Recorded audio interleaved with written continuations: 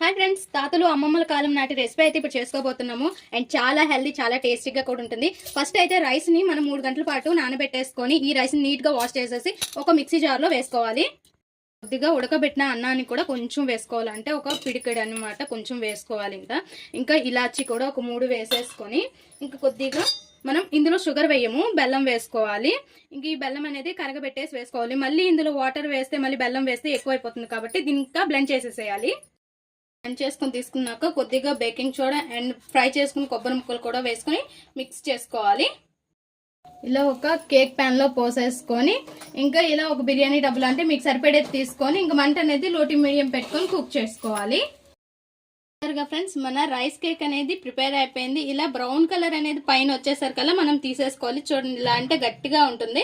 ఇంకా తీసేసుకొని తినడమే చాలా చాలా బాగుంటుంది. ఒకసారి ట్రై చేయండి ప్లీజ్ ఫ్రెండ్స్. నచ్చితే సబ్స్క్రైబ్.